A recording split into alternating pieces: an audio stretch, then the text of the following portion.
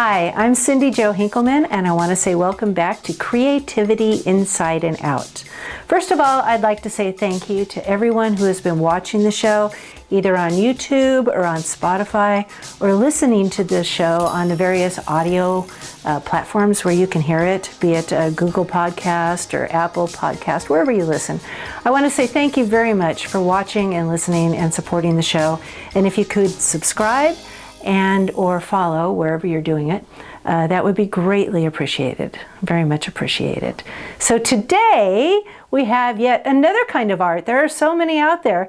This is my friend Chrissy Best, and she is a hairstylist, but she is a specialist. She's a specialist in hair color and especially hair extensions. And I will admit, I have hair extensions. So not only is she going to talk about her journey as a model, as a dancer, as a performer in Las Vegas, but she's also going to demonstrate what she does with hair. And she's going to do it on me. So let's do that. All right. We are here with Chrissy Best. Hi. Hi there. Hi, and Chrissy and I have known each other for how long? 30-ish? Something like that. 30-ish? We'll tell that story in a Yes. second of how we met. But Chrissy is a hair specialist, she is a color specialist, and she is a hair extensions specialist with her own product, and we'll talk a lot about that today. So Yes. We've been talking about doing this together forever. Ever. And here it is. And here we are. Here we are. Which is great. Yes. And when or how did we first meet? You came into a beauty supply store that I was working at. So I was kind of starting my career in hairstyling, and I was in the back. And there was a little salon back there, and you came in with some wild hair. Wild hair, red and blonde, and asked if that was something I would do. And you said a lot of people said they didn't want to mess with it, they didn't want to try it. I thought it was awesome. Yeah. I remember I'd been interviewing hairstylists, right? Correct. Because it was half red, half blonde. Yes. The top was blonde, the bottom was red, and it was curly at the time when that style was in style. And a lot of hair. And a lot of hair. And curly hair. And I walked into Chrissy, all these stylists went, oh, I want it half red, half blonde, and they go, uh-huh.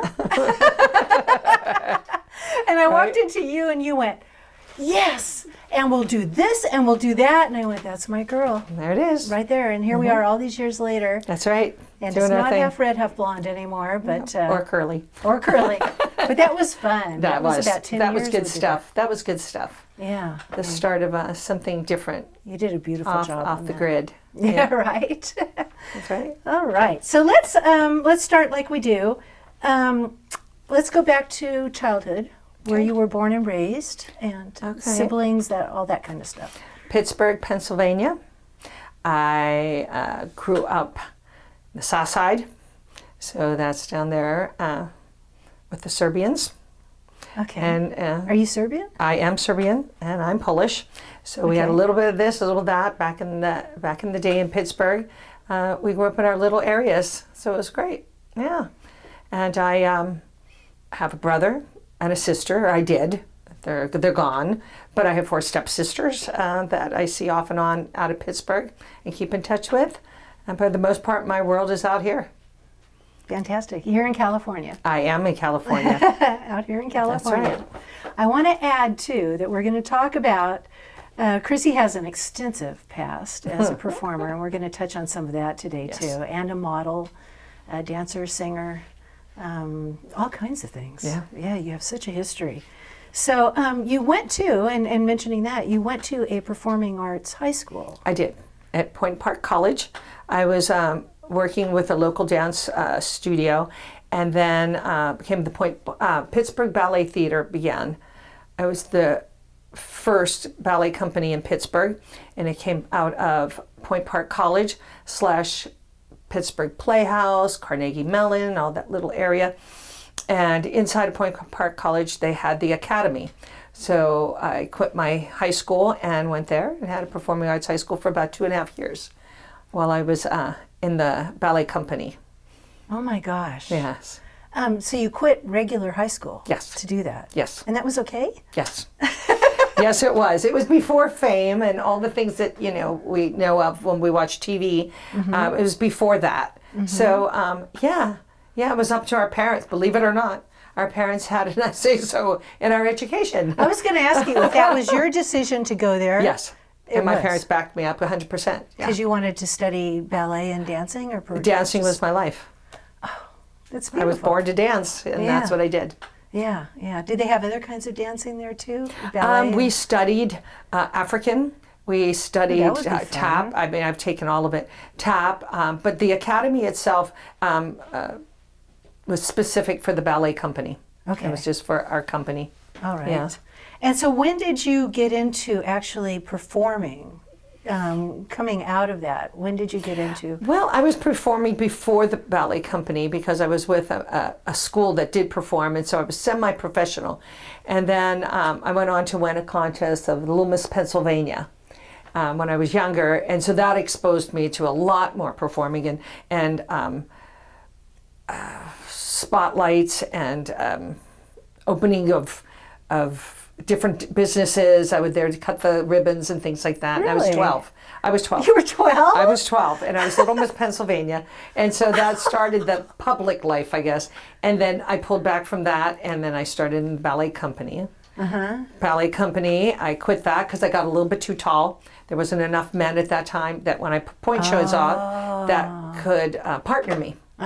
So I went on to musical comedies and started with a working summer stock theater, Civic Light Operas, Heinz Hall, and then I did about 18 musicals before That's a lot. Before my high school. That's before a lot. I became a senior in high school. You know what's interesting too is they say, well, you've got to be in Los Angeles or New York to launch a career in the entertainment industry as a performer. It's a good place to catapult to other areas, I think, but each city has their own core of talent. I believe that to be true. And being in Pittsburgh, my dance teacher was affiliated with New York. So we traveled to New York, and we would do the dance caravans there. And so when you got to a certain point in your career, you either went to New York or you went to LA. I took Las Vegas. I wanted to do something way more fun than the traditional that I'd done so far up until then. So I thought Las Vegas was, I want to do TV. I want to dance behind stars. I want to do, the videos were just coming in. MTV was just coming in with videos. Oh, right, and Midnight Special, the Midnight Special, and the Dancing Machine. And I'm like, I want to do head rolls and stop doing ballet, So I went that route. Yes. You wanted to bump and grind. Bump and grind. That's right. No more tutus. Yeah. Right. So how old were you then when you went to Vegas? Well, I graduated high school, and then I went to Penn State for a year and a half. And that's not what I want to do. And I was performing in between all that. So I got to Las Vegas in 1975, and I was hired from Pittsburgh at the MGM at the Hallelujah Hollywood. That show that was there. The original MGM, not the one that they moved because it was before the fire. And I worked at the MGM in Hallelujah Hollywood for about, 6 months in the core, and that wasn't my thing. I wanted to be a lead dancer. I wanted to be in the front, and I wanted a dance partner, and so I did. And then I started working in almost every show on the Strip and traveled all over the world from there. There's a lot of shows on the Strip. There was. There's none now. There was. Just none now? None. It's just the last show finished, the Folies Bergère is done. That was the Tropicana, which is turning into a sports arena of some kind. Really? Yeah, every show that I've ever been in any hotel or casino I've ever worked, is gone. Wow. It's called a graveyard. The Las Vegas graveyard, where all the signs are. See, I never knew that, because I don't go there that often. Every hotel has been imploded. Oh my gosh, of the original. Of the originals, the Stardust, the Dunes, Marina, Frontier, all of them, Landmark, all of them, they're gone. Oh my gosh. So that must have been a fantastic time in your life. It was. To do that, and a dream come true. And talk about being determined. Right. You were determined to do what you wanted to do. Oh yeah. And you did it. Yeah, I did. I did. I continue to do what I want to do. Yeah, you do. Yes. You do. I do. We will talk a lot about too, yes, because it's wonderful. You also got into modeling. I did. When we were in Las Vegas, there were no models. There were no modeling agencies. There was just people who hired, what were they called? The people who hired extras on movies and talent scouts. Oh, okay. There was talent scouts. So they had no models, and so they started hiring the dancers from the shows. Right. So we became models, and we became the first models on the strips, and so to speak. So I did a lot of things. Runway. I was not so much a photographic because I wasn't that pretty. I'm not that beautiful. What? Oh no. There's some beautiful women, but I had a great body, and I was a runway model, and I was tall. So I did a lot of runway. I was tall. I was tall, and I did runway. I did a lot of clothing, Neiman Marcus, and we used to do the Grand Prix with Paul Newman. It was the Grand Prix. Fun. Yes, he was behind me. He was behind me as I was modeling in front of him for Neiman Marcus. Yeah, so we became models for a long time until models actually started arising from the grounds of Las Vegas. Right. Well, you guys were perfect. To fill the And then you role, did know? conventions, modeled in the ski conventions. Yeah, head, slalom, Bogner. I did all those, and we were dancers / models, and so we put on these outfits and we did runways and we did dancing and we did all that. So they stuff. got a bonus because you could dance too. Well, we Wasn't got a like you bonus. could look We got a pretty. bonus because we got paid for multitasking, you know? And so we worked our shows during the evening, and we worked also on the conventions, and we took dance class every day. On Every top day. of everything Every else. day. Man, you were busy. Every day, yeah. Oh my gosh. Yeah. But you embraced all of it. All of it. Yeah. Dance 24/7. Yeah. And then you've been on tour too. We talked about the other day Suzanne Summers, who Right. just passed away. Right, just a wonderful, wonderful, wonderful lady. When I worked at the Moulin Rouge, we highlighted a star every so many months. So we were the show, and then we were the backup dancers for these. And we had Juliette Prowse, Jim Neighbors, Charo, Suzanne Summers. And I think right after, during Suzanne Summers is when I left, and I went on the road with Engelbert Humperdinck. Okay. So I helped a choreographer, and I assisted that, and then I went on tour for the world. We did a world tour, but it was wonderful because you got to work with all these stars within your own show, as opposed to you contracting out and going on the road with a star. Right. Which I did after. But so that was neat. But Suzanne with that, Summers, you didn't actually tour because No. she came into... each star came into our show, and then we learned their club act or whatever they were doing, and we become part of their show. And then she became part of ours. Did you stay in touch with her at all? With Suzanne? Suzanne was very, very, very close to everybody she worked with here. And she also had her own podcast and things. So, she would come in and out of town, and she would stay close to a lot of the people in the show. Right. That, I've Sid's never known gone. that much about her, really. She's a just her lovely TV. woman. Yeah. Yeah, her TV. Did she sing also? Yeah. Oh gosh. Yes, she was Really? great. She was a USO pinup girl. She was very, very, very, very kind. Yeah. Right. Very talented. Yeah. Yeah. You also, Bob Mackie. I modeled for Bob Mackie. Yes, I did. Bob Mackie and Nolan Miller, who eventually ended up doing Dynasty and Knots Landing and all those people. We were models for him at the Trop. He did all the costumes for the Tropicana before he became a major designer for television. Oh my gosh. Yeah. You're saying he did the Tropicana. Do the casinos have specific designers that they work with? That show did. Folies Bergère hired Nolan Miller to design their costumes. Oh, okay. Along with the choreographer. And so each show had, Bob Mackie did, I think he did a lot of I want to say the MGM, because he was working with Carol Burnett back then. He did all her gowns, he did all and her Cher's gowns. too? And Cher, I think that back in the day, some of Cher's stuff, I'm sure, because he was up and rising and becoming a big star too. Right. And who was the one, Dolly Parton's, Tony Chase? That all came with my runway modeling. Tony Chase, Sandra Okay. Rhodes, that all came from modeling. And so as they progressed in their careers, they became superstars in their own right after we all worked together. Okay. So we all kind of started, and then everybody took off, that's and they cool. become mega stars, we all started. I got to ask you, is that nerve-wracking to do runway modeling? No, it's fun. Nothing's nerve-wracking. Nothing. Really? No. Nothing's nerve-wracking. Everything is out fun. there All the time. Everywhere and in different things, in different positions. Yeah. The only thing that I said I could do and that I couldn't, and it got hard to do it and didn't, was to jump into a tank of high up in the sky and jump into a tank of water. Who would ask you to do that? Someone who told me, I told them I could do it. I want you to replace Esther Williams' roles, and I got at the top and was like, and so that was that. All right, Esther Williams. Yeah. No can If do. you don't know, she was famous for movies, right? Right, swimming. She was a swimmer. Yeah. Right, synchronized swimming. Yeah. Yeah. I know can do. And check out, they're in black and white. I never think. thought it'd be They're hard so for old. that. I never thought I'd be hard for that.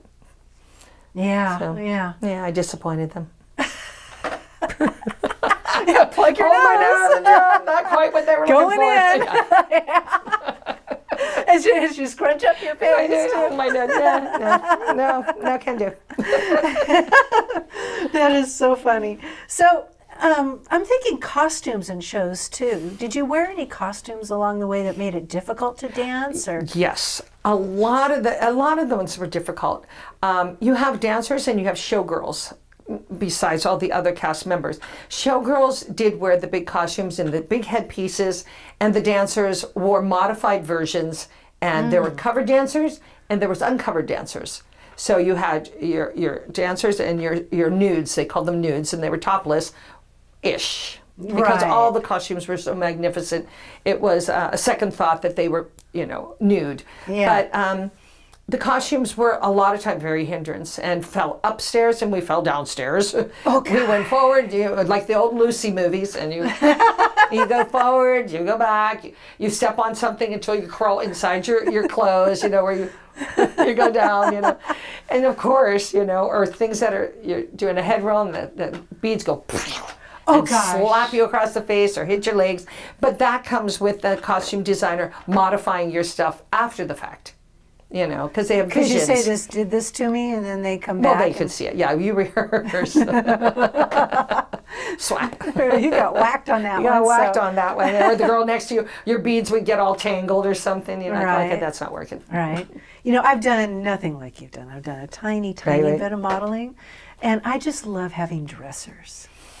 I don't know, it just makes you feel special and pretty, and it's Pampered, yeah. it's a They're necessity. very essential. Oh, good Lord, yes. Especially when you have split-second changes, and you have a lot of girls split seconds, and they're right there and just puffing and puffing and pinching and, getting you out there so that you look awesome, I was modeling for the San Fernando Valley here in California, their historical society. They're Victorian clothes. Right. And they're real Victorian clothes, so they're very delicate. Right. And we had to make sure we didn't, rip them around and stuff. So we had dressers who were very gingerly. Right, the beads, all the bijous on them and everything. Yeah. Yeah. It was challenging. And the other thing is, I don't think people really realize those shows. Everything that goes into them. From costumes to lighting to The grips, the scenery. Oh my goodness, the hazards, the flies, the things that are coming down. Not only things that are coming up, the flyers, the things that are flying down from the ceiling. You're sitting on things and podiums and pedestals. At one point at the Lido at the Stardust, we used to come from the ceiling and come down with the lights. And then you just have a little something that you stepped into that kind of held onto your waist. Well, the lights are in your eyes and you're coming down to the people. gosh. Yeah, I rode an elephant. I drove an elephant. I rode an elephant at the Lido. Got on the back of an elephant and we came around the pasture with an elephant. Oh, yes, we did. I was a Adagio partner. Me and my Adagio partner, Vimy. We got, each had our own elephant. We came out. How did you get off the elephant? He helps me off of it, and we were doing an Adagio that What's an I get burned Adagio? at the stake and it goes down You and get stuff. burned at the fake steak. Yeah. It's Vegas. The land of fantasy and yes. What's an adagio? Adagio is when you're dancing with a partner. Oh. Your I've Adagio never heard partners, that. yeah. I had partners off and on different shows where you do Right. all the lifts and, all that stuff like ice skaters do. That's an Adagio where you're doing lifts and you okay. become partners and in front of everybody else, yeah. Right. So I had a few Adagio partners, and we tangoed. You tango. We tangoed. And we danced, and we danced. Did you have a lot of rehearsals for these shows? Yes. And rehearsing is huge, but when you have a show of 80 to 100 people, and you come in, and I had this innate ability to learn a show within hours. So I was one of those people that used to come in a show, learn it in a day or in a few hours, and be able to go on that night. And so that was my jam. That's what I did. So I was always one that was brought in to do that. And in the Lido, there was 5 leads, and I did a different lead every night. I did a different spot every night. I don't know how you did that. And so you kept it straight.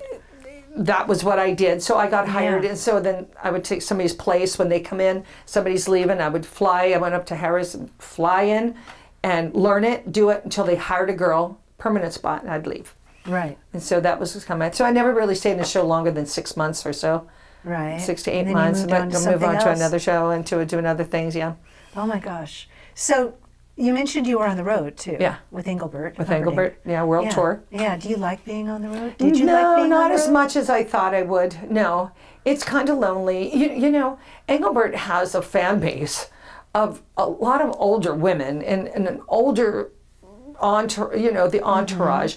And so, no, it wasn't, and then we hired 3 more girls, more so my age, that you could hang with and be with. But, when you're on the road, it is lonely. It's not great. It's wonderful. I worked in England, and I worked in Japan. I was in Australia, and I did all that. That's fantastic. But to no avail, just going back to your hotel room or staying out and, hanging out and drinking and partying. But ultimately, you go back to your room and until your next show, and it may not be till the weekend. Right. So the road is, it's not productive. It's not. You should be single and, on the road. And do a show where you're more people your own age, That's why when I see a lot of the bands these days and young guys get their jobs, they become bass players for for Fogerty, or they do, and they're 28, and Fogerty's what? 80, 75? Yeah. And they're out there rocking, and your world isn't that fan base, those other players. What a great gig. Right. What a great gig. Right. But and you see that a lot these days. Yeah, with the older artists. With the older artists, instead of hiring people somewhat in their age bracket, so that there's this camaraderie. But talent comes at all ages. So. Right. So yeah, the road is not great. No, I don't think it's great. Yeah. No. So what did you do after you left Vegas then, or why would you leave Vegas? I left Vegas because I wanted to start a family. And so I finished up at Crazy Girls. I was singing in the show and dancing. And then By the way, you are one of those behinds. I am one of those behinds. Yes, I was one of those beautiful behinds. Those butts. The butts. For Crazy Girls. The butts, yeah. So I wanted to start a family, and so I kind of left, moved to LA, and I did a little bit of dancing with some friends of mine, and I got pregnant, and I had Ricky. And then I got pregnant very quickly after that. I was doing some work in Mexico with my friend Ron, Jason, and choreographing from LA. And came back, and I was pregnant again. So we had a little girl, and unfortunately she was born very, very imperfect, and ultimately died 10 months later. And so I retired. I retired from dancing when she was born, actually. That was the last time I danced. You did. The joy was gone. The joy was gone. Wow. So I retired from dancing in 1990, and I haven't danced since. And except at parties at your house. At parties at my house, right? Where no one has. Where I've seen it. Right, yeah. The 80s, You're the right. 80s dance, they make fun, But so that was it. I needed to come up with a life, another career. And the doctors told me when she was in the hospital, you've got to get a hobby, you've got to do something, you got to get out of here, because I was at the hospital. All the so time, I decided, right? so I decided to go to hair school. I thought, well, I've been on the road. I did my own hair. I fixed my own shoes. I sewed my own stockings. I fixed my own costumes. I put on makeup, and I can bartend. because I could drink. Oh, I forgot about that. You did. Right. So I became learned to a bartend. drinking cosmetologist. No. So I ended up going Opened to a salon bar and became a bartender at the same time, right? Bartender, and I thought, I'm going to do hair. I can do hair. So I went to cosmetology school at the ripe age of, what was I, 35, 36, and started a new career and just thought, you know what, I'm done with being in front of the mirror. Children will do that to you. So it's just kind of done. Reality. Why do I have this on me? Something the kid put on me. So then I started doing hair and working on children. Started in the industry of working down at the Tipperary and did kids' hair. And then So you started on children? On children. All these things I don't know. We've known each other how long? And I don't know these things. Well, I'm not supposed to talk about me when you're in your hair. When we're doing hair, we're supposed to talk about you. Which we're going to talk about that more too. So that's why the switch went. And then with doing hair extensions, I needed to become special. I had to do something that nobody was doing out there because I was older. There was all these young, beautiful women doing hair and couture and these colors, and I had to come up with something magnificent. And I had to bring something very expensive to every woman, as opposed to just rich people. And extensions were only for the rich because it was expensive. This is so true. I wanted to bring it to people that I saw at the grocery store, or those women that I would see at the gym that were losing their hair, and the children that were having chemo, the alopecia problems, these problems that people had with their hair. Right. And that's why I decided to get into hair extensions, and I developed the bond and the remover and customized it and patented it and put it out there. And so that had become my new jam. Yeah. Let's talk about that more, but let's step back for a minute. Yes. I want to go back to the kids. Okay. You said you worked with them where? Was it a certain place? Oh, the Tipperary. Yes, yes. What is On that? the road to Tipperary. You know that's like a nursery rhyme. It's on the road to, or a song, On the Road to Tipperary. Tipperary. Vaguely. It was in Beverly Hills. It was my first job out of cosmetology school. Because they asked me when I graduated if I would come work at the school. Okay. Because this innate to perform, so I performed, and they wanted me to work at the school, and I thought, oh, that's so boring, Yeah, you didn't I got to want do to something that. else. Yeah. So the director there said that there was a job open down in Beverly Hills. I'm like, I'll do that. I didn't have my license yet. Oh, really? So I went down and interviewed and I got it, but I needed a license. I didn't have one. I only graduated like 3 days before. So I had to put this emergency thing in that I told this hoopla of I was going out of the country and I needed to make American money. And if I hurry up and got my license, I could get a job in America. So I wouldn't have to go to Australia and work. And they were like, oh my goodness, you should have your license. So I had that weekend, I got my test, passed it, and I walked in on Monday. Oh my gosh. Or it had to be Tuesday because, you can't You had do it. to get the test I back stayed on there Monday? all day and I waited till they did it and they printed me out my license and I walked to the Tipperary with my license. Oh my gosh. So I worked and there that for a job few was cutting kids' hair. It was only kids. Only kids. Was it children with issues or Nope, just kids in just general? children, very rich little children. You're a brave woman. I know. I didn't know what I was doing, but they don't know that. Half of my life I didn't know what I was doing. Right. Can you jump out of a plane? Yes. I can jump in tanks of water out of do airplanes. you need me to do that? So yeah, I'm reckless and and just I'll do that. Yeah, right. I can do that. Right. I love it. Okay, we're going to take a break. Oh, I can do that. And then we will come back and we will talk more about your hair and what you do with it and your hair extensions and what it means to you. I'd love to. Okay. We'll be back. This is the end of segment 1 with Chrissy. Come back to find out more.